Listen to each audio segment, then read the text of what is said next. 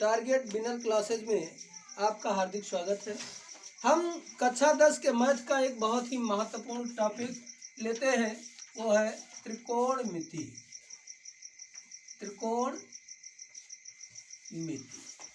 त्रिकोणमिति जो है बेटा, इसका अर्थ होता है त्रिकोण का मतलब त्रिभुज। त्रिकोण का मतलब त्रिभुज और मिति का मतलब होता है माप। तो त्रिकोणमिति का मतलब होता है त्रिभुज का माप या त्रिभुजों के माप संबंधी गणनाएं हम त्रिकोणमिति में करते हैं। लेकिन इसमें जो बेटा त्रिभुज लिया जाता है, इस त्रिभुज की खास विशेषता होती है कि वो हमारा समकोण त्रिभुज होना चाहिए। वो हमारा समकोण त्रिभुज होना चाहिए। तो सबसे पहले हम समकोण त्रिभुज का परिचय कर लें कि समकोण त्रिभुज किसे कहा जाता है।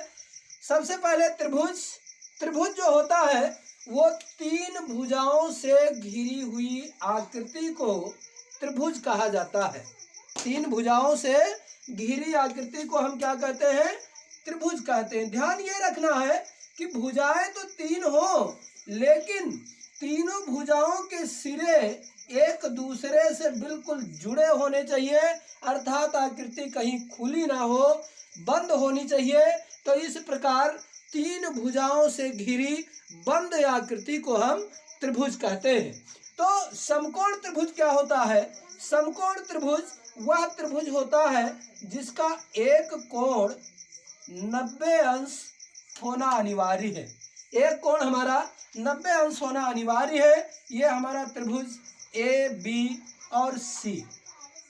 जो रेखा हमारे तल पर क्षैतिज खींची जाती है, उस रेखा को बेटा हम आधार कहते हैं। उस रेखा को हम आधार कहते हैं। आधार के ऊपर जो रेखा 90 अंश का कोण बनाती खड़ी होती है, उसको हम लंब रेखा बोलते हैं। और 90 अंश के कोण के सामने वाली जो सबसे बड़ी भुजा होती है, इसको कर्ण कहा जाता है। ये हो गया हमारे समकोण त्रिभुज का एक छोटा सा परिचय। और ऐसे समकोण त्रिभुज के लिए महान गणितज्ञ पाइथागोरस महोदय ने एक परिमेय दिया है, वो हमारा है कर्ण का स्क्वायर बराबर आधार का स्क्वायर प्लस लंब का स्क्वायर। ये हमें जानना बहुत जरूरी है, इसको ध्यान रखेंगे, जिसकी सहायता से हम त्रिभुज के किसी भी अज्ञात भुजा की गणना कर सकते हैं। इसके बाद हम परिचय करते हैं सबसे पहले त्रिकोणमिति के त्रिकोणमितीय अनुपातों की। इनके चूंकि तीन भुजाएं हैं, आधार, लंब और कर्ण। समकोण त्रिभुज के इन तीनों भुजाओं के परस्पर अनुपात से जो उत्पत्ति हमको प्राप्त होती है, वो त्रिकोणमितीय अनुपात कहलाता है। तो हम देखते हैं हमारे त्रिकोणमितीय अनुपात कौन कौन से हैं। त्रिकोणमितीय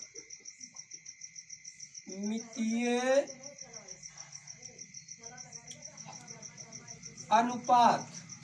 त्रिकोणमितीय अनुपातों में पहला हमारा आता है बेटा साइन थीटा का। साइन थीटा बराबर होता है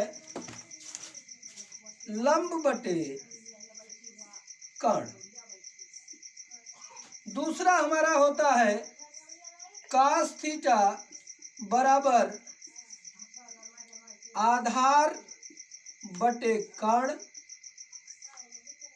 और तीसरा हमारा होता है टैन थीटा बराबर लंब बटे आधार। लंब बटे आधार। ये हमारे तीन सबसे मुख्य त्रिकोणमितीय अनुपात हैं। और अगला जो हमारा होता है, इन्हीं का व्युत्क्रम होता है, साइन का व्युत्क्रम होता है कोसेक। कोसेक थीटा बराबर कर्ण बटे लंब होता है। अगला कास का व्युत्क्रम जो होता है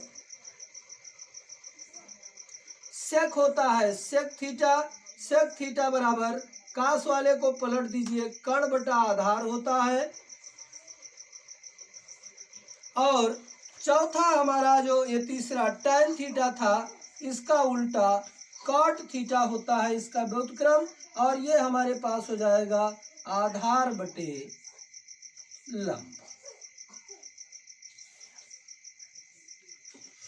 और बेटा इसको हम बहुत ही शॉर्ट रूप में भी पढ़ते हैं। हमारे पास एक बहुत ही सूक्ष्म तरीका है, वो है लाल बटे कका, ला आ ल, लाल बटे का आ।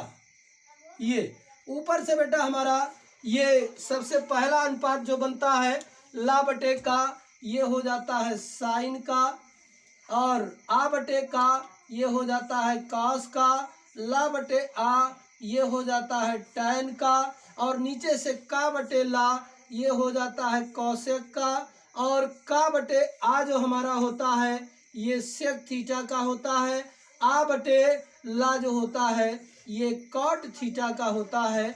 इस तरीके से हम शॉर्ट तरीके से भी इन 6 त्रिकोणमितीय अनुपातों को याद रख सकते हैं।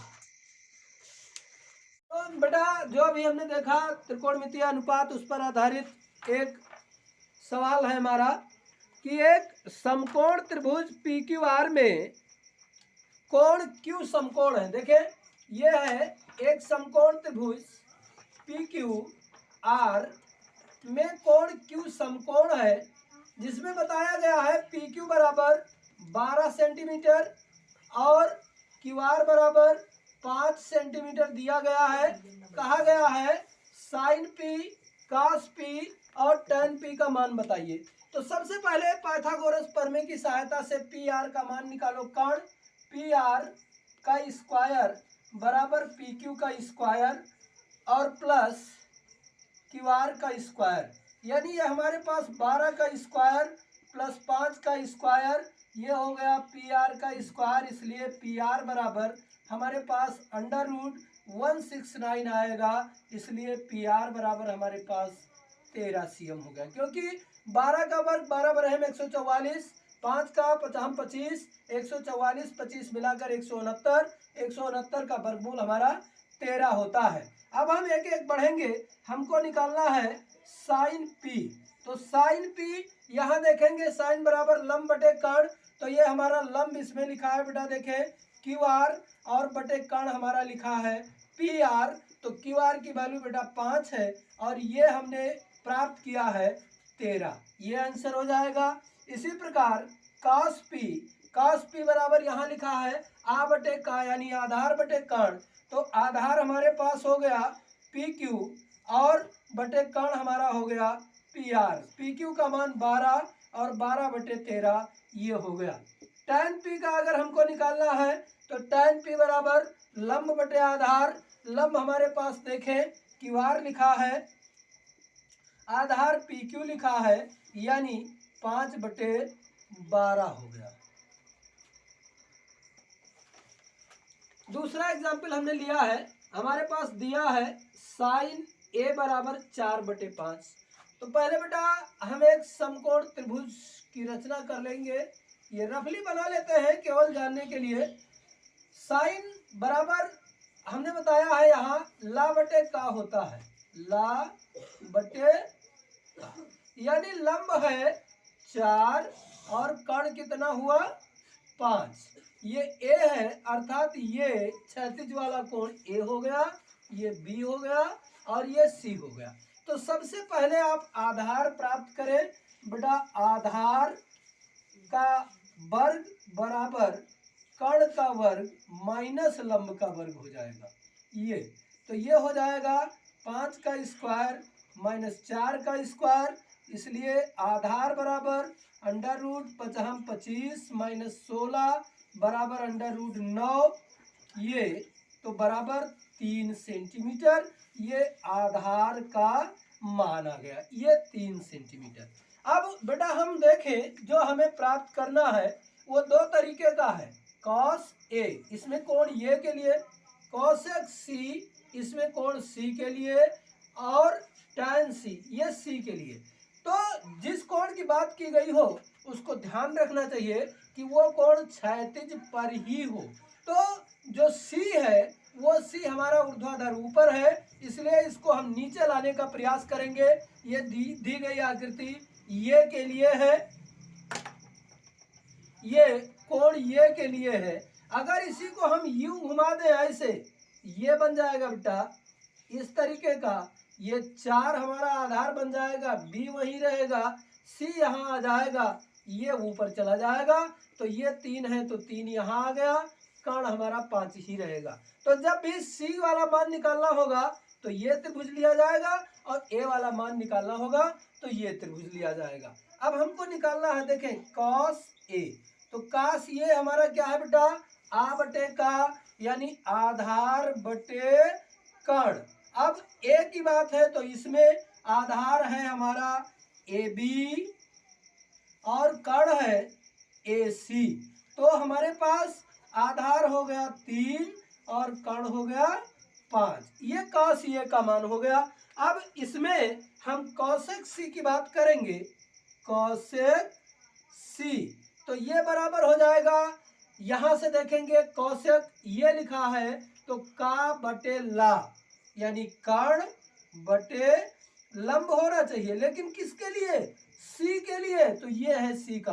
तो सी में हमारा कर्ण क्या है बेटा, आप देखें ए सी, और लंब हमारा क्या है ए बी, तो ए सी कितना 5 और ए बी कितना 3, ये आंसर हो गया। इसी प्रकार tan सी लिया जाएगा, tan सी इसी त्रिभुज से लेंगे, ला बटे आ, तो लंब हमारा है ए बी बटे आधार है बी सी, अर्थात 3/4। तो इस प्रकार से त्रिकोणमिति के प्रारंभिक प्रश्नों को हल किया जाता है।